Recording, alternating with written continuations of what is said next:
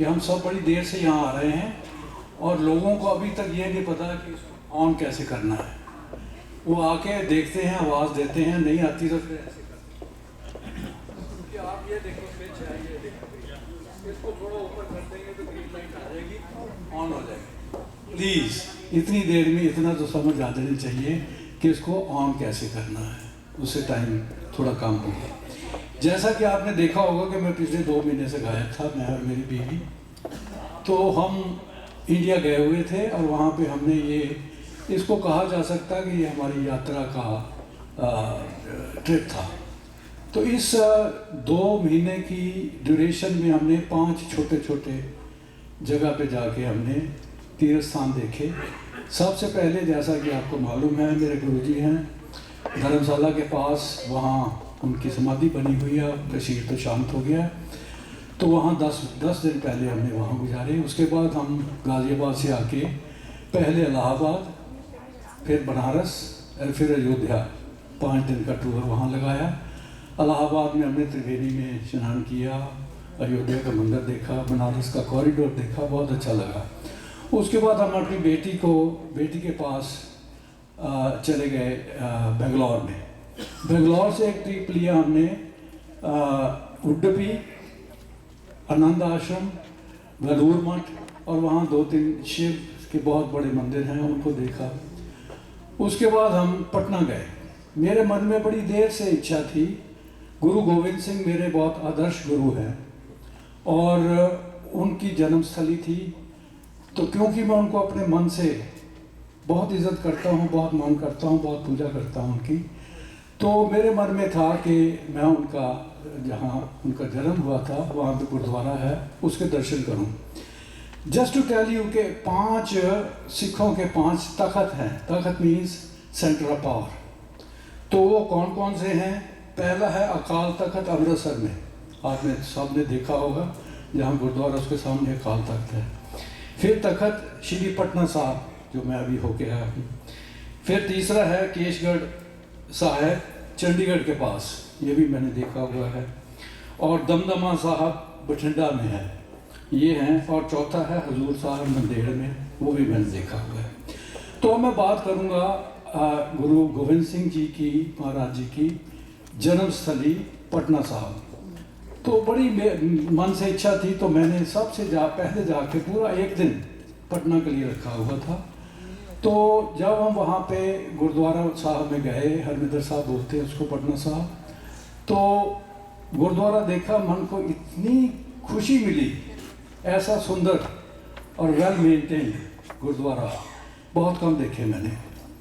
और उसके अंदर जाके मुझे गुरु साहब की याद आई कि उन्होंने अपने सारे जीवन में कितने बलिदान किए हिंदू धर्म के लिए, या हम सब के लिए। हिंदू धर्म, सब हिंदू थे उस टाइम पे।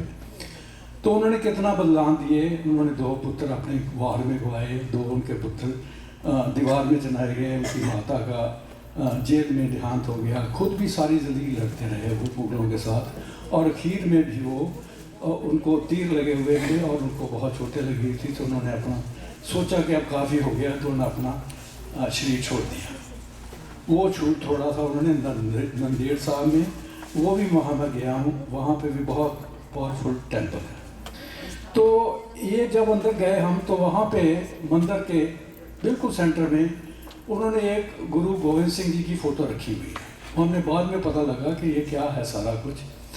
तो पता चला कि वो जो फ़ोटो है, ये नीचे ज़मीन उन्होंने ऐसे ही रखी हुई है।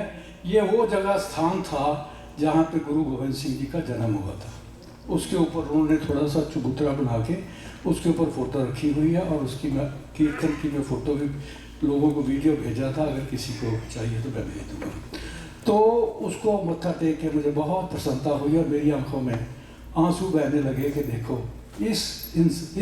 इन्होंने, इस गुरु जी ने हमारे लिए, हमारे मुल्क के लिए, हमारे धर्म के लिए कितना कुछ किया। आपने इवन फादर का भी बलिदान दिला दिया उन्होंने। ऐसे मेरे ख्याल में मैंने कोई ऐसा इंसान नहीं देखा। उसके बाद उसके साथ में जब हम परिक्रमा कर रहे थे, तो वहाँ एक छोटी सी खुई है, उसको गुजरी का कुआं बोलते हैं। तो वहाँ पे उनको उनकी जब जन्म हुआ था तो वो उस कुएं से वो पानी लिया करती थी, वो अभी तक है। तो उसमें हमने पानी देखा और उसके बाद में थोड़ा आगे जाकर तो उन्होंने कहा कि इस पानी ये उसी कुएं से आ रहा है, तो वो हमने पिया, बहुत अच्छा लगा। और फिर उसके बाद 2-3 बार हम फिर और गए और उसकी इनकी आरती भी शाम को हमने सुनी। तो ये जो पटना साहब था, जन्म इनका यहीं पे हुआ और इन्होंने पहले 9 साल वहीं पे गुजारे। इनके पिताजी गुरु तेग बहादुर वो आनंदपुर साहब में थे और इन्होंने अपना पहले 9 साल जो थे अपनी माँ के साथ वहाँ गुजारे। और उनकी वहाँ को बहुत सी लीलाएँ हैं और वहाँ पे बहुत से गुरुद्वारा हैं जहाँ जहाँ उन्होंने लीलाएँ की।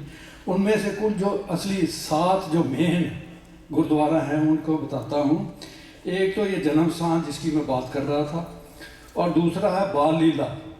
बाल लीला का गुरुद्वारा साहब है, गोविंद घाट का गुरुद्वारा है, गुरु का बाग है, गाय घाट है और हंडी साहब है। अगर इन सभी को मैं करूं तो मुझे तो कम से कम आधा घंटा चाहिए, लेकिन उन सभी जगह पे मैं गया, पूरा एक दिन मैंने पटना में गुजारा और जहाँ जहाँ भी मैं गया वहाँ पे मुझे बहुत ही आनंद आया और बहुत अच्छा लगा। टाइम है तो कभी फिर मौका मिला तो आपको बाकी के जो गुरुद्वारे थे उनका भी आपको बताऊंगा। और बाकी मैंने कुछ प्रसाद जहाँ जहाँ से मैं गया, जो भी प्रसाद मिले, हम तो 2 क्या खाएंगे, इसलिए सभी पीछे रखे हुए हैं, जिसको कभी श्रद्धा हो तो जाके खा लेगा। Please, thank you.